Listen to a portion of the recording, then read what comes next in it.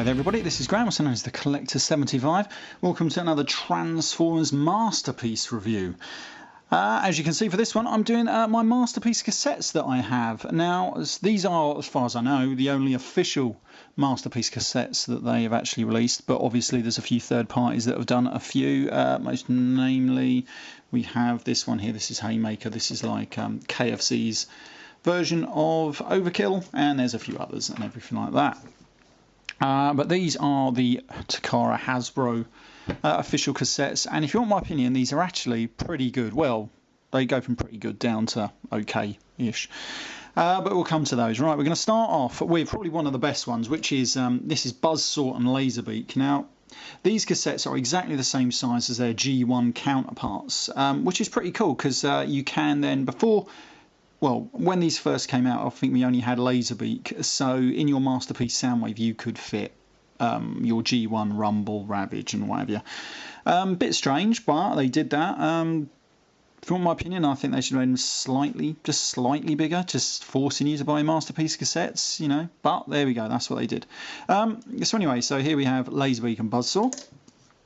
Their transformation, I mean, it's a damn good cassette mode, look at that, all the way around, it's solid. Fantastic.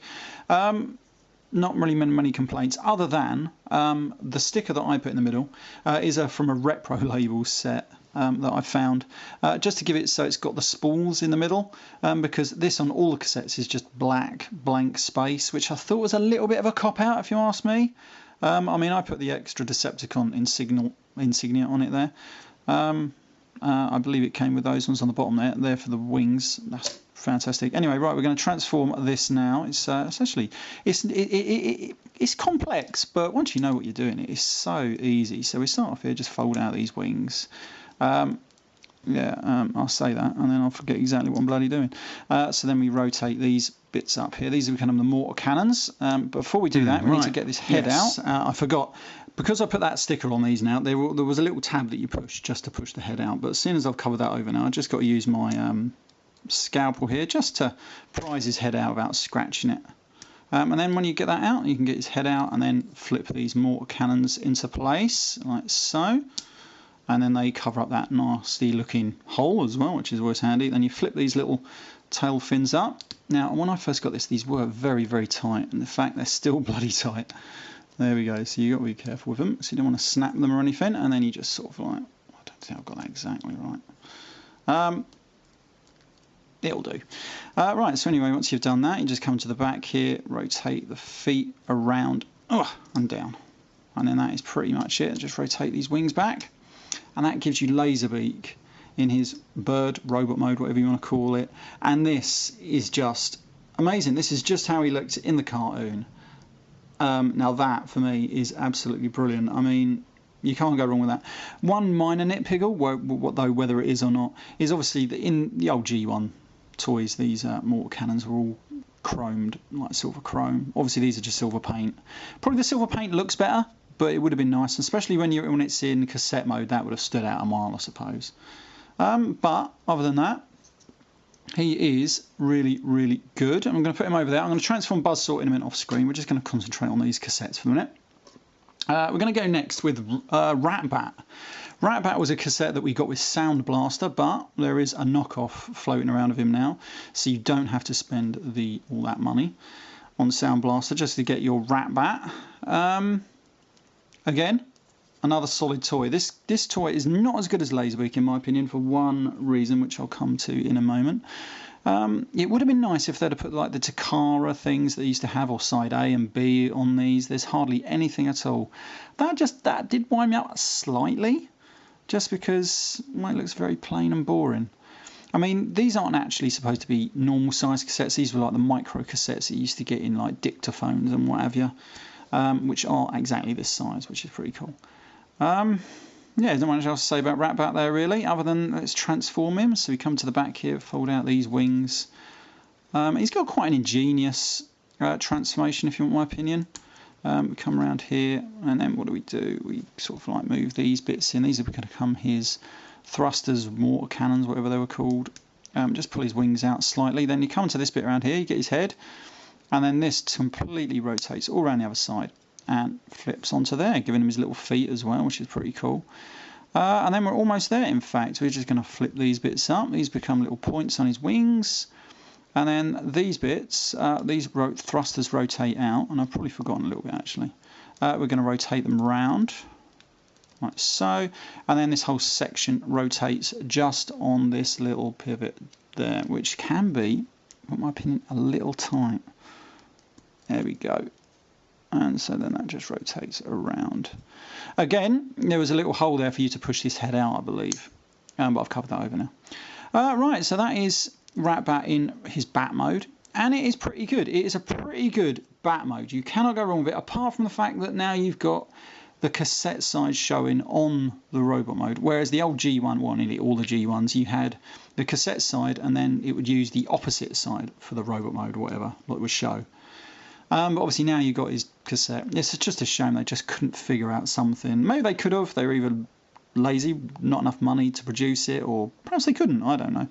But it's just a shame. One minor nitpiggle there on RATBAT, but he's really good. Shame it doesn't come with the radar thing that arcs over a bit like on the old G1 weapons, but I suppose that was pushing it a little bit.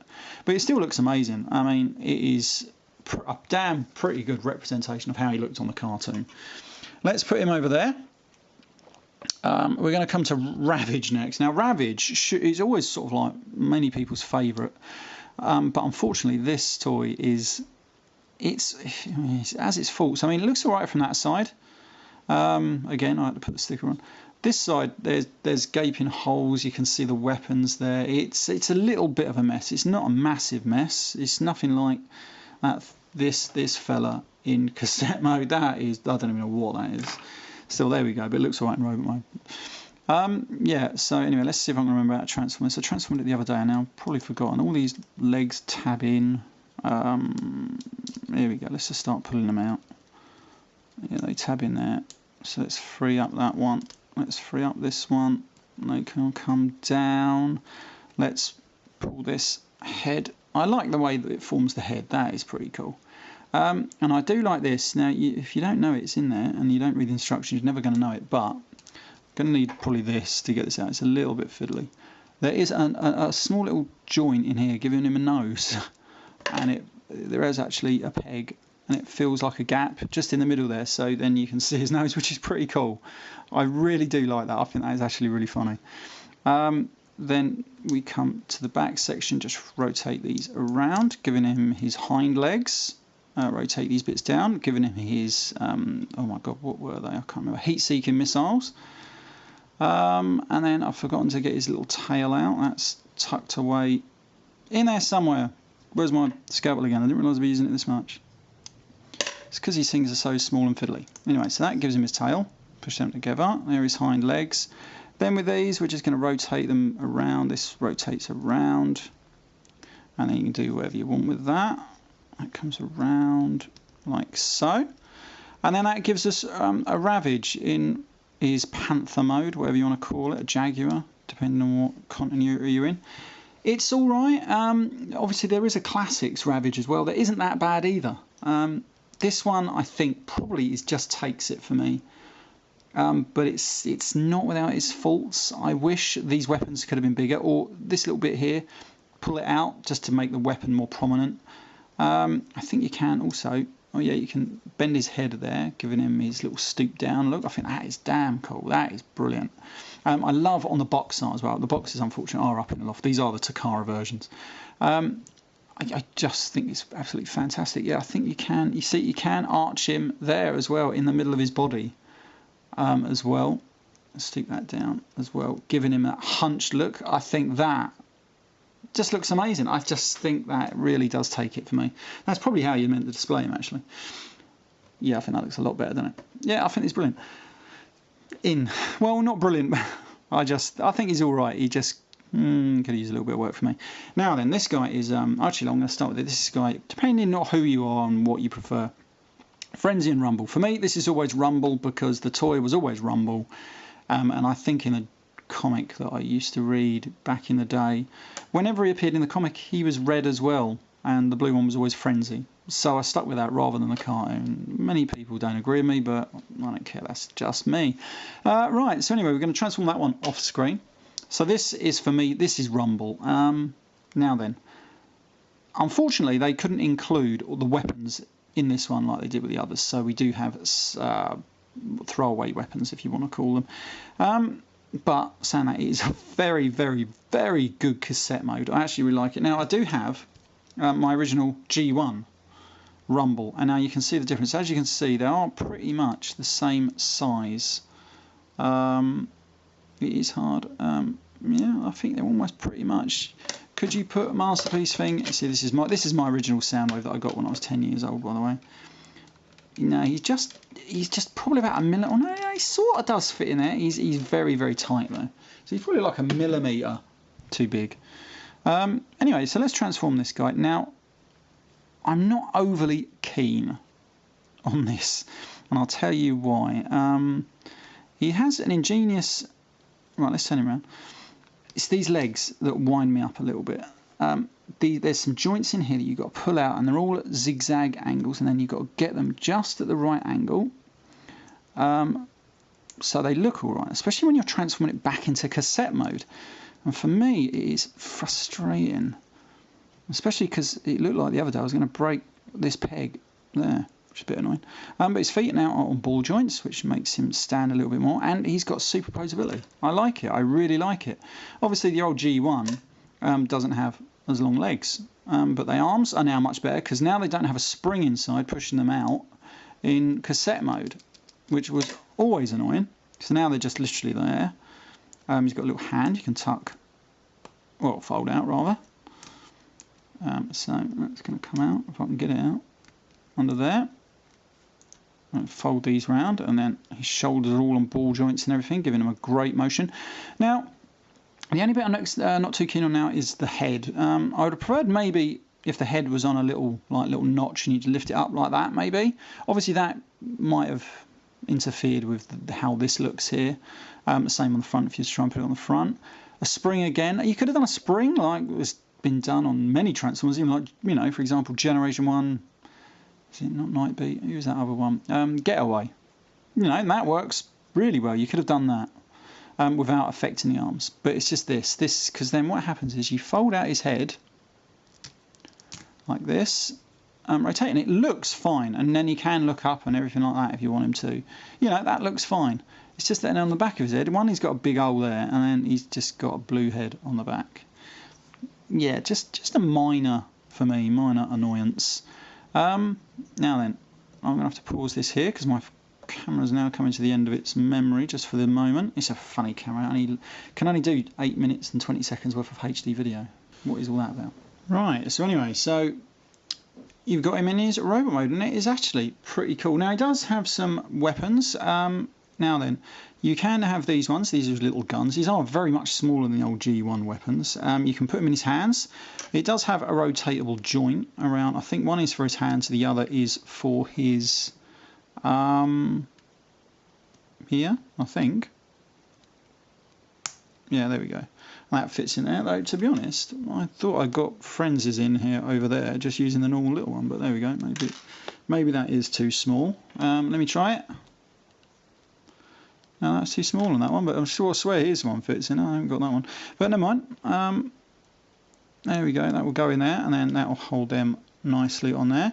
So you can either have them on his back like that, which I always used to love the old G1 toys like that with their weapons on their back. And then you can have him holding a weapon. Now, the good thing about this is you can't actually hold them, because it used to have these two slots on the top here that would fold over and then they would slide over the hand. Obviously now you're using a peg, well, so it's so much better because now you're giving that proper look to it. That is pretty cool. Now they do come with a few other accessories.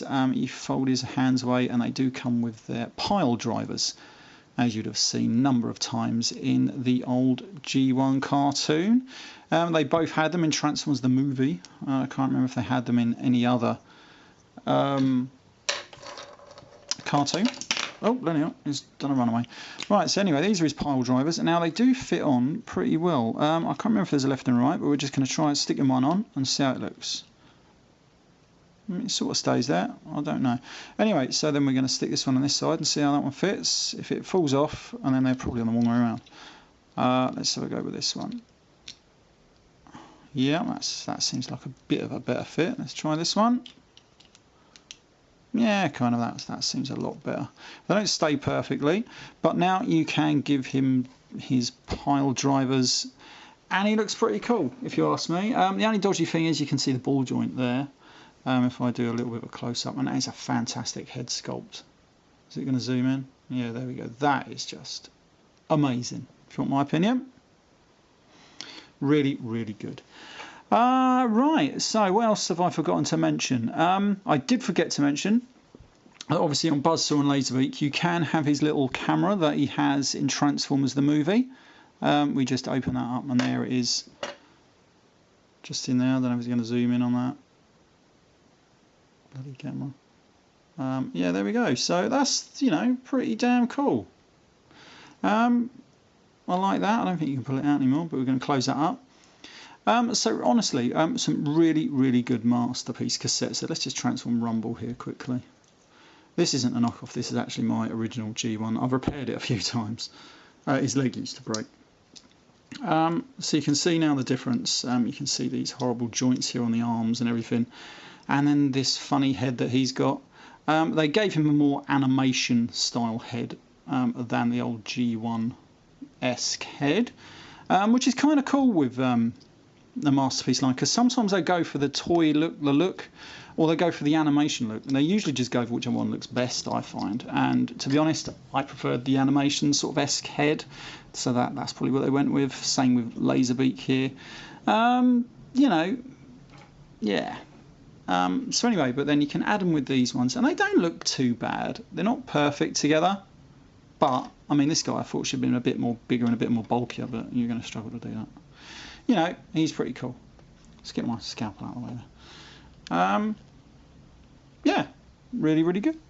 Right, okay, I'm going to end this video there. It's probably gone way too long, but let's bring Soundwave in. He's always a good one to bring in the end here, because obviously they are his minions. Yeah, really happy with this set. This is a brilliant set. This is another reason why I collect Transformers, because when they bring out toys like this, well, it's not really toys, are they? But they're just fantastic. Anyway, right, yeah, this has been Graham, the Collector 75, with all my Masterpiece cassettes. I'll see you next time. Bye for now.